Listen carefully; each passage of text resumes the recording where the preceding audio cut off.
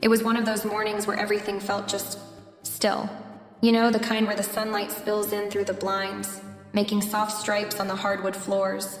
And for a second, it feels like life pauses just long enough for you to catch your breath. That's where I was. Sitting at the kitchen table, coffee mug in hand, looking out at the backyard like it held all the answers.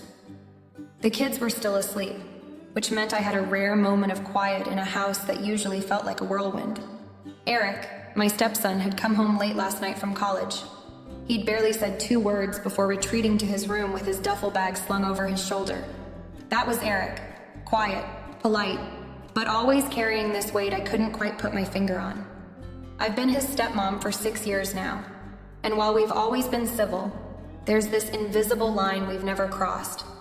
We don't talk much beyond the surface, and I've always figured he preferred it that way. This morning, though, I was surprised to find him up earlier than usual. I heard the shuffle of his feet in the hallway before he appeared in the kitchen doorway, his hair tousled from sleep, wearing that old hoodie he seemed to live in. "Morning," I said, offering a small smile as I took a sip of coffee. "Morning," he replied, his voice low and gravelly, like he hadn't fully woken up yet. I gestured to the coffee pot. "There's some left if you want." He nodded and moved to pour himself a cup, his movements slow and deliberate, like he was trying not to disturb the peace. For a few minutes, we just sat there, the only sounds the faint hum of the fridge and the occasional clink of our mugs on the table. "So," I said finally, breaking the silence, "how's school?" He shrugged, staring down at his coffee like it might answer for him. "It's fine, I guess." I raised an eyebrow. "You guess?" He let out a soft laugh, more of a puff of air than anything else. "It's just a lot, you know? Classes, exams, trying to figure out what the hell I'm supposed to do with my life." There it was, that little crack in the armor he always wore. I wanted to reach across the table and reassure him, tell him he didn't have to figure it all out right now, but I held back. Eric wasn't the type to open up easily, and I didn't want to push him away by saying the wrong thing. Instead, I kept my tone light. "Sounds like college is doing its job then, making you question everything and driving you a little crazy in the process." That got a small smile out of him, the kind that barely reached his eyes but was enough to make me feel like I'd said something right. "I guess," he said again, his shoulders relaxing just a little. We talked a bit more after that, nothing too deep, just little things like the weather and what he wanted for breakfast. But there was something about the way he looked at me, like he was seeing me in a way he hadn't before. Or maybe I was just imagining it. When he finally stood to put his mug in the sink, he paused for a moment, his back to me. "Thanks, Karen, for, being here." Before I could respond, he was already walking down the hall, leaving me alone with my thoughts and an empty coffee cup. I sat there for a long time, staring at the sunlight on the table and wondering what exactly had just shifted between us. That afternoon, the house seemed unusually quiet. My husband, Greg, had left early for a business trip, his departure marked by a hurried kiss on my cheek and a quick, "I'll call you tonight." The twins, my younger stepchildren, had already dashed off to a birthday party down the street, leaving the house eerily still. It was just me and Eric now. Eric, my 20-year-old stepson, wasn't the kind of person to fill a room with noise. He was reserved, thoughtful, and always seemed like he had one foot out the door, even when he was home. This weekend was one of the rare times he wasn't buried in schoolwork or social obligations, and I couldn't help but notice how much he'd grown since I first met him. He was no longer the quiet teenager I'd married into. He was an adult, even if he didn't always see himself that way. I wandered into the living room where Eric was sprawled on the couch, flipping aimlessly through the TV channels. The soft glow of the screen reflected off his face, but his expression was blank, like he wasn't really watching. He glanced up when I walked in, his dark eyes meeting mine for just a moment before flicking back to the TV. "Hey," I said, leaning casually against the doorway. "What are you watching?" "Nothing, really," he replied, his voice low and disinterested. "Well, if you're not busy," I ventured. "I was thinking about heading to the farmer's market. Want to come with me?" Eric raised an eyebrow, his thumb pausing on the remote. "The farmer's market? Isn't that like your thing?" I shrugged. "It could be your thing too. Come on, it'll be fun. Fresh air." fresh produce, and I could use the extra hands to carry everything. He hesitated, his skepticism clear. I don't know, sounds kind of boring. Better than sitting here doing nothing, I pointed out with a playful grin. After a moment, he sighed and set the remote down. Fine, but if you make me carry a ton of stuff, I'm charging you a delivery fee. Deal, I said, grabbing my keys. The drive to the market started off in silence, the kind that felt both comfortable and a little charged. I fiddled with the radio, eventually landing on a classic rock station. The familiar strains of Fleetwood Mac filled the car, and I tapped my fingers on the steering wheel in time with the beat. So, I said, glancing over at him, how's school going? Eric shrugged, staring out the window. It's fine. Just fine? I pressed, hoping to draw him out a little. He let out a breath, his shoulders slumping slightly. I don't know. It's a lot. Classes, roommates, everything. Sometimes it feels like too much, you know? I nodded, keeping my eyes on the road. Yeah, I get that. College can be overwhelming. It's not just that, he said, his voice quieter now. It's like everyone else seems to know exactly what they want to do with their lives, and I'm just stuck. Like I'm behind or something. The vulnerability in his words surprised me. Eric wasn't the type to share his feelings easily, and hearing him open up like this made me realize how much he'd been keeping inside. Eric, I said gently, nobody has it all figured out. And even if they pretend they do, trust me, they don't. It's okay to feel stuck. That just means you're still figuring out what's important to you. He didn't say anything right away, but I caught the way his jaw relaxed, the tension easing just a little. When we arrived at the market, the air was warm and slightly damp, carrying the faint scent of rain that had fallen earlier in the morning. Stalls lined the street, bursting with colorful displays of fresh produce, flowers, and handmade goods. We wandered from stall to stall, filling my tote bag with ripe tomatoes, crisp apples, and a loaf of freshly baked bread. Eric carried the bag without complaint, even adding a bundle of carrots when I pointed them out. As we browsed, he started to talk more. He told me about a professor he really admired, a class he couldn't stand, and the constant tension with his roommates. They're fine, I guess, he said, handing me a jar of honey to add to the bag. But it's like, I don't really fit in with them. They're all about partying and hooking up, and that's just not me. That's not a bad thing, I said, glancing over at him. It just means you know what you want, or what you don't want anyway. Yeah, maybe, he said, but his tone was uncertain. We shared a quiet moment as we watched a street musician play a soft melody on a guitar. The music seemed to fill the space between us, and for the first time that day, I felt like we were really connecting. Not as stepmother and stepson, but as two people just trying to understand each other.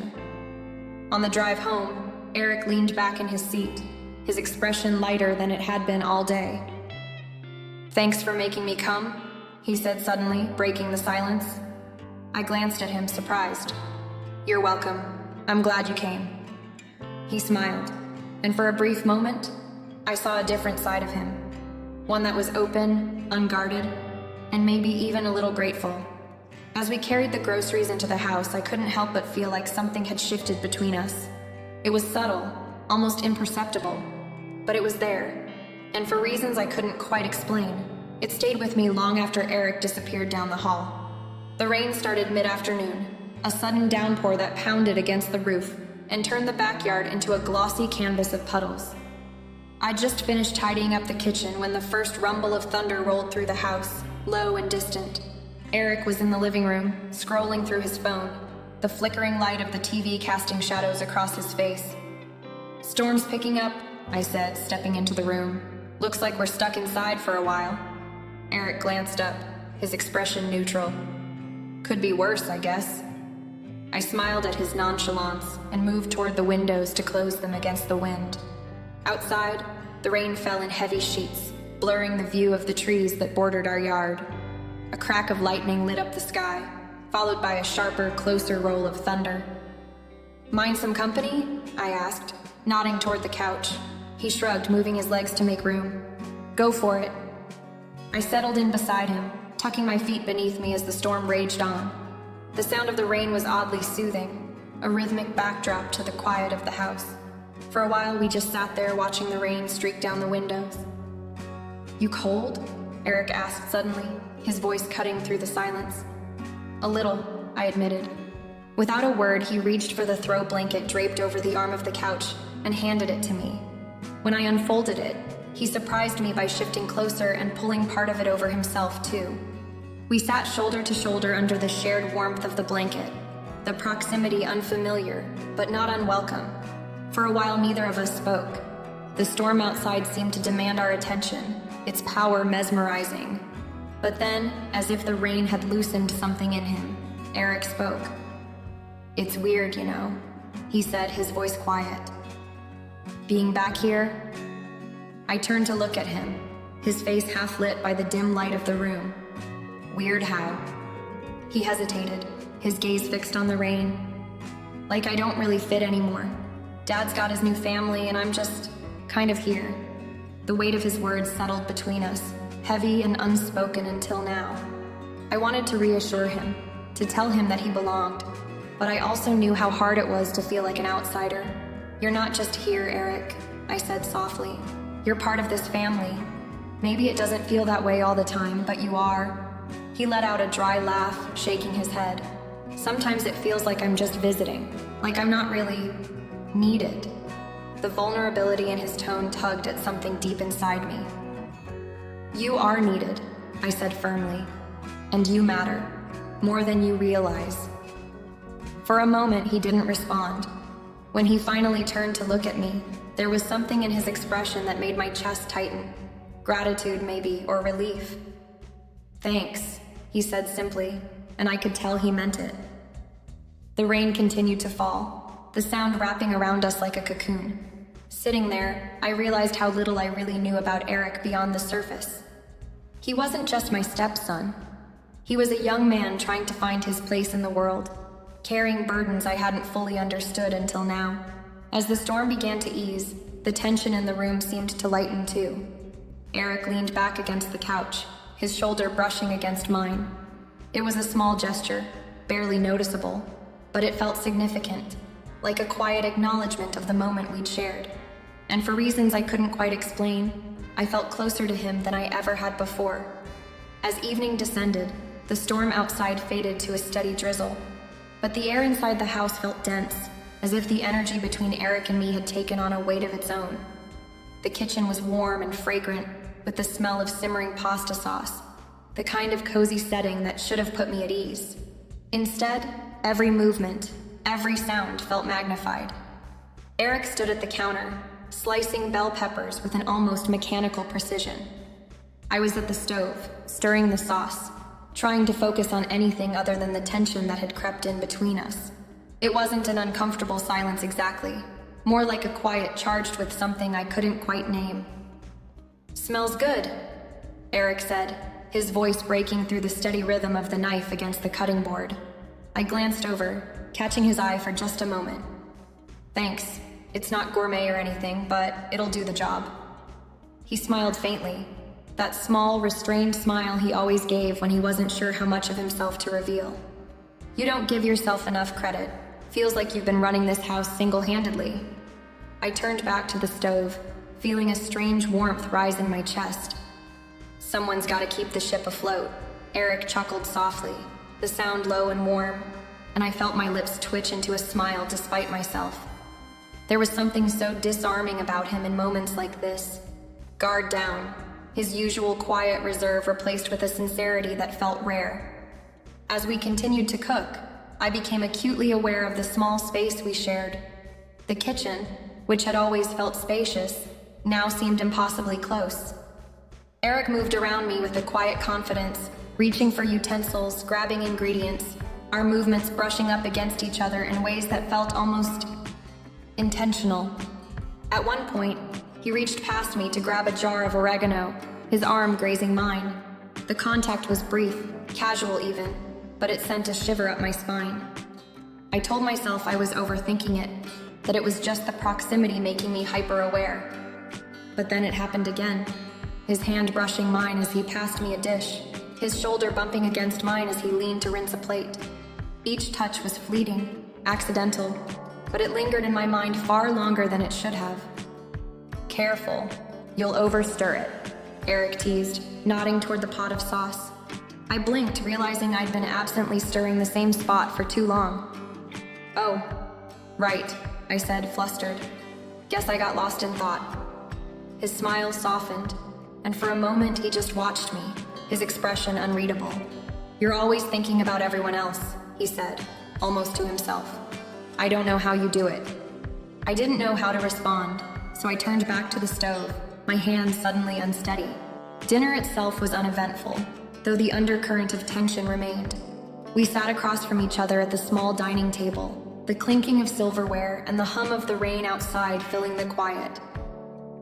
Eric asked a few polite questions about my day, and I asked about his plans for school, but the conversation felt like we were both avoiding something unspoken. After we finished eating, we moved back to the kitchen to clean up. Eric insisted on helping, and I didn't have the energy to argue. We fell into an easy rhythm. He washed, I dried. The simple act of working together should have been calming, but it wasn't. At one point, he handed me a plate, and as our hands met, we both froze. The contact was nothing, a split second, a completely innocent moment, but it felt like the world had narrowed down to just that touch. I glanced up, and Eric was already looking at me, his dark eyes searching mine. Something passed between us then, something I couldn't name, didn't want to name, but it was real. It was there. I cleared my throat and pulled back, taking the plate with trembling hands. I'll finish up here, I said, my voice coming out steadier than I felt. Why don't you relax for a bit? Eric hesitated as if he wanted to say something, but instead he nodded and dried his hands. Okay, let me know if you need help. When he left the kitchen, I sagged against the counter, gripping the edge so tightly my knuckles turned white. My mind raced, replaying every moment from the past hour. I couldn't explain it. This tension, this awareness of him that seemed to take on a life of its own. It was as though a switch had flipped, and I was seeing Eric in a way I never had before. I finished cleaning up in a haze, my thoughts a chaotic swirl of confusion and guilt. By the time I joined him in the living room, he was stretched out on the couch, scrolling through his phone. I took the armchair across from him, deliberately putting space between us, though I wasn't sure if it was for his sake or mine. The rest of the evening passed in relative quiet, but it was anything but peaceful. Every glance, every shift in his posture felt loaded with meaning. I told myself I was imagining things, that I was reading into innocent moments, but deep down, I knew better. Something had shifted between us, and no matter how much I tried to deny it, I couldn't ignore the truth. Whatever it wasn't going away. The night had ended quietly enough, but when I woke the next morning, the weight of everything lingered like the last wisps of a dream I couldn't quite shake. The house was still, save for the faint hum of the air conditioner and the chirping of birds outside. I lay in bed for a while, staring at the ceiling, replaying the events of the previous evening in my mind. There hadn't been anything outright inappropriate, but the tension, the undercurrent of something more, it was undeniable. I eventually pulled myself out of bed, threw on a robe, and headed downstairs. Eric was already in the kitchen, his tall frame leaning casually against the counter as he poured a cup of coffee. He glanced up when I entered, and for a moment our eyes met. "Morning," he said, his voice warm but restrained, as if he too felt the unspoken weight between us. "Morning," I replied, keeping my tone light, casual, as if it were any other day.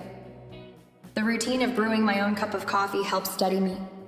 I focused on the mundane details, adding just the right amount of creamer, stirring slowly, anything to distract myself from the way Eric's presence seemed to fill the room. We sat at the table together, a small round piece of oak that suddenly felt much too intimate. Eric sipped his coffee in silence, his gaze drifting out the window to the rain-soaked yard. I tried to follow his lead, focusing on the world outside, but my thoughts kept circling back to him, his quiet demeanor, the way his hair was slightly tousled from sleep, the faint shadow of stubble on his jaw. "You were up early," I said, breaking the silence. He shrugged, setting his mug down. "Couldn't sleep much." Figured I'd make myself useful and start the coffee. Thanks for that, I said, offering a small smile. I think I needed it. Eric returned the smile, and for a moment, the tension eased, replaced by something softer, more familiar. But even as we exchanged these small, normal pleasantries, I couldn't help but notice the way his eyes lingered on me just a little longer than they should have. The way his tone carried a warmth that felt different. The rest of the morning passed in a blur of domestic tasks. I busied myself with cleaning up the kitchen while Eric retreated to the living room, settling on the couch with his laptop. Occasionally, I'd glance over and catch him watching me, his expression thoughtful, unreadable. Each time I quickly turned away, my heart skipping a beat despite myself. Around noon, I decided to tackle the laundry. Eric offered to help, and though I initially resisted, I eventually relented. We worked side by side in the laundry room, folding clothes and sorting socks. It was a simple, mundane task, but the quiet proximity between us made it feel charged. At one point, as I reached for a stack of towels, our hands brushed. The touch was fleeting, barely there, but it was enough to make me freeze for a fraction of a second. Eric didn't pull away immediately, and when I glanced up, he was looking at me again, that same unreadable look from earlier. Thanks, I mumbled, quickly pulling the towels away and retreating to the safety of the linen closet. When I returned, he was back to folding, his expression neutral, as if nothing had happened. I told myself I was imagining things, that I was reading too much into every interaction. But even as I tried to convince myself, a part of me knew the truth. There was something between us now, something neither of us could ignore. By the time we finished, I was emotionally drained. I excused myself, retreating upstairs to the sanctuary of my bedroom. I needed space, time to think, to process everything. But as I sat on the edge of my bed, staring out the window at the clearing sky, one thought kept pushing its way to the forefront of my mind. The line between us was blurring, and I wasn't sure how to stop it. When I came back downstairs later that afternoon, Eric was still in the living room, this time engrossed in a book. I hesitated in the doorway, watching him for a moment. He seemed so at ease, so natural, as if the tension I felt didn't affect him at all. "Everything okay?" he asked suddenly, not looking up from his book. I started, embarrassed to be caught staring. "Yeah, just checking in." He finally glanced up, his lips curving into a small smile. "You don't have to worry about me so much, you know." I forced a laugh. "It's my job, isn't it? Worrying about you all?" His smile softened, and for a moment the distance between us felt less like a chasm and more like a bridge. "You do a good job," he said quietly, his voice tinged with something I couldn't quite place. "Thanks," I murmured, my chest tightening. I retreated to the kitchen, needing the distraction of preparing dinner. As I worked, I couldn't shake the feeling that everything had shifted between us. Eric had always been quiet, reserved, hard to read. But now, it felt like there was a clarity in his actions, a purpose in the way he engaged with me. And no matter how hard I tried, I couldn't stop noticing him, not just as my stepson, but as someone more. The morning after our quiet breakfast carried a strange undercurrent, one I couldn't quite shake. By the time afternoon rolled around, I had almost convinced myself it was all in my head, just my overthinking, my imagination running wild. But as the hours passed, Eric's presence seemed to fill the house in ways I couldn't ignore. It wasn't anything obvious, but the subtleties were impossible to miss. The way he lingered a little too long in the kitchen, the faint shift in his tone when he spoke to me, and most of all, the way his eyes seemed to follow me, as though searching for something unspoken. I spent most of the morning cleaning the house, trying to stay busy. It felt like the only way to keep my mind from spiraling into places it shouldn't go. Eric offered to help here and there, picking up stray items, fixing a squeaky door hinge. Little things that didn't really need doing but gave him an excuse to stay close by. When I found myself in the living room, wiping down the coffee table, I noticed him standing in the doorway. He wasn't saying anything, just watching. It should have felt awkward, but it didn't. If anything, it felt intimate. That thought alone sent a jolt through me. "Do you need something, Eric?" I asked, keeping my voice as even as possible. He shrugged, a small smile tugging at the corners of his mouth. Just seeing if you need help. I'm good, I said quickly, turning back to the table. But thanks. I heard him hesitate before stepping back into the room. He sat down on the couch, casually flipping through his phone, but his presence was magnetic. I could feel him there, even without looking. You've been quiet today, he said after a while. I froze for a moment, then forced myself to continue wiping the table. Just busy, I guess. Lots to do. You sure that's all it is? His question hung in the air, heavy with implication. I straightened, clutching the cloth in my hand like a lifeline. What else would it be? Eric leaned back against the couch, studying me with an intensity that made my pulse quicken. I don't know, you just seem different. Different. The word echoed in my mind. I wanted to laugh it off, to brush it aside with some lighthearted comment, but I couldn't. Because he wasn't wrong. I did feel different. Everything about the way I looked at him, the way I thought about him. It was changing, and I didn't know how to stop it. I'm fine, Eric, I said finally, my voice a little too sharp. Just a lot on my mind. He nodded, his expression unreadable, and I could feel the weight of his gaze as I moved around the room, tidying up things that didn't need tidying. Later, as the afternoon sun filtered through the windows, I decided to retreat to the backyard. The garden had always been my sanctuary, a place where I could lose myself in the rhythm of planting, pruning, and watering. I thought the fresh air and physical work might clear my head. But even there, Eric wasn't far away. I glanced up from a flower bed to see him standing at the edge of the patio, hands shoved in his pockets, watching me. You don't have to keep checking on me, I called out, trying to inject some humor into my voice. He grinned, stepping closer. I'm not checking on you, just bored.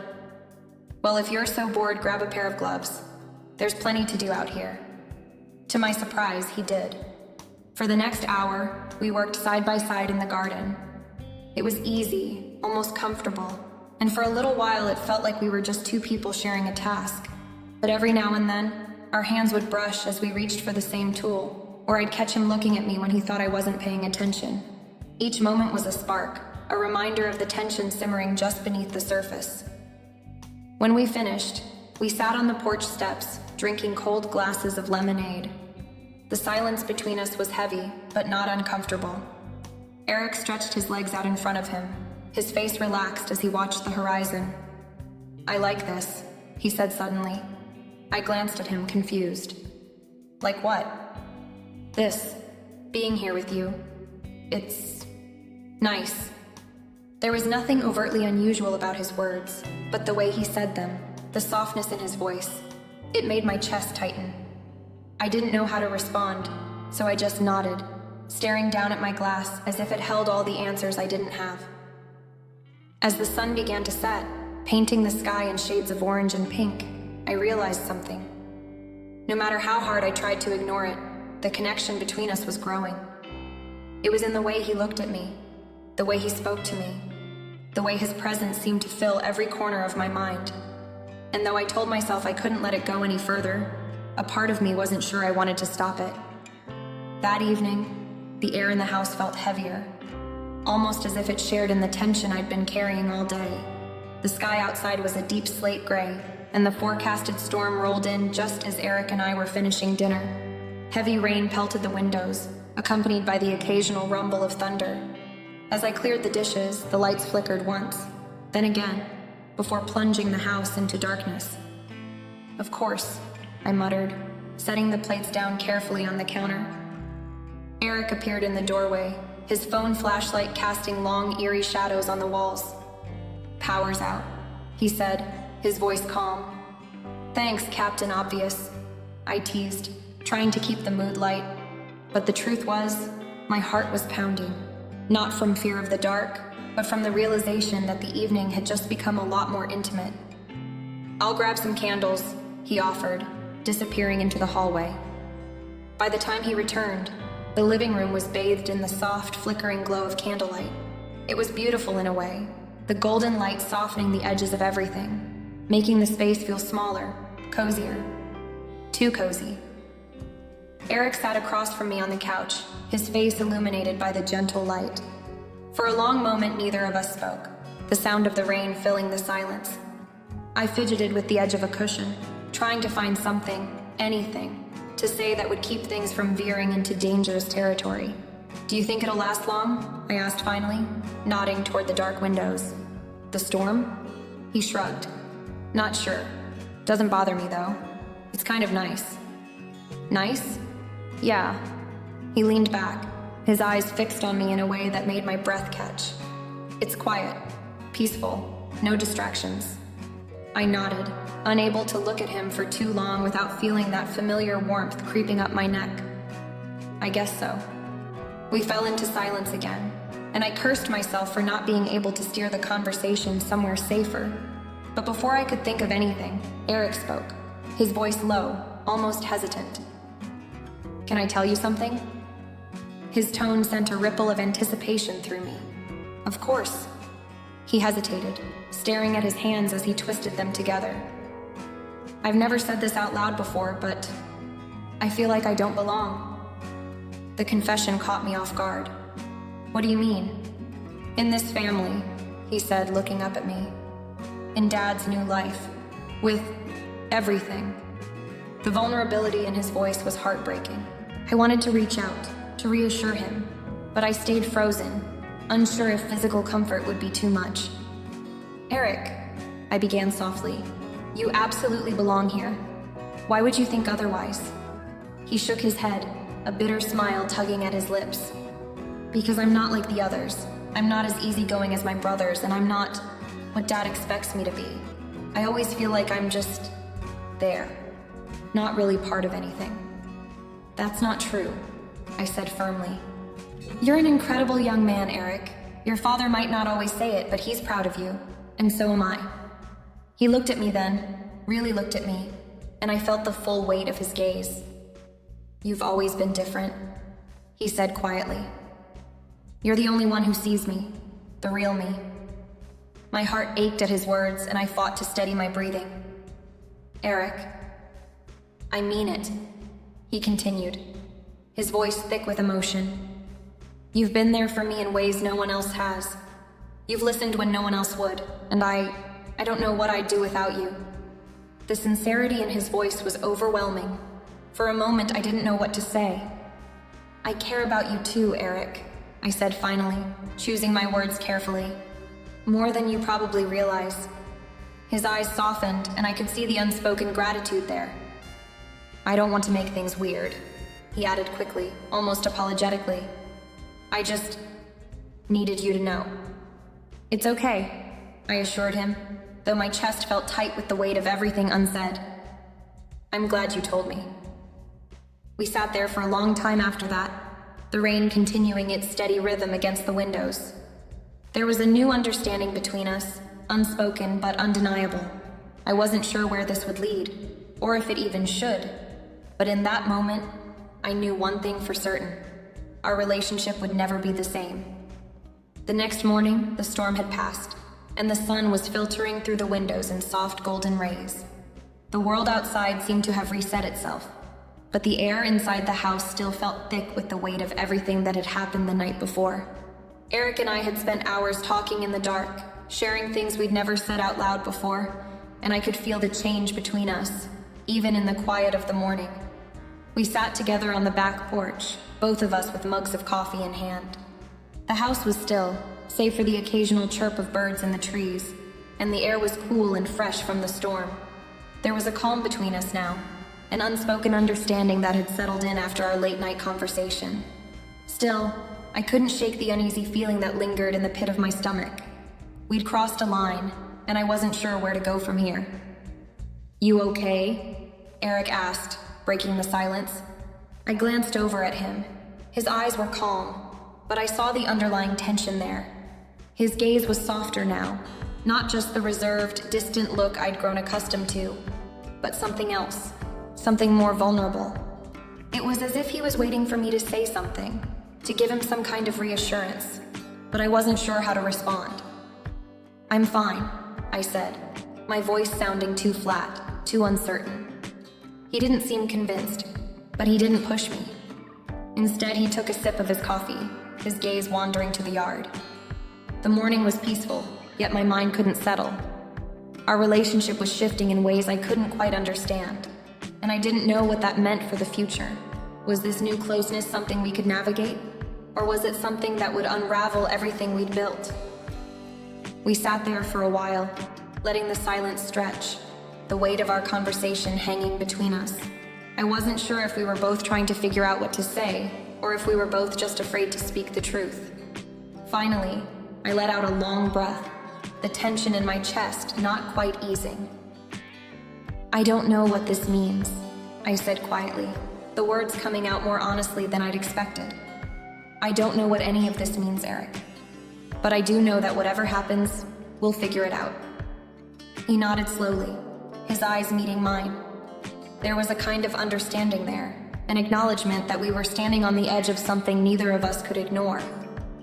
"I don't want to make things complicated," he said, his voice sincere. I just wanted you to know how much you mean to me." I swallowed hard, my heart beating a little faster. I couldn't ignore the truth of his words, and I couldn't ignore how my own heart had responded to them. "You mean a lot to me too, Eric," I said softly. For a moment, there was nothing else but the quiet of the morning, the soft rustling of leaves in the breeze, and the knowledge that something had shifted between us. Something both beautiful and terrifying at the same time. We didn't have all the answers, but we had each other in that moment, and maybe that was enough for now. "I think we're going to be okay," I added quietly, my voice more certain this time. Eric didn't answer immediately, but he didn't have to. His smile, though small, was enough. And as we sat there together, watching the world wake up around us, I realized that whatever this was, whatever it was becoming, wasn't something we could walk away from. It was a bond that had been forged in the quietest of moments, and no matter where it led, we would face it together.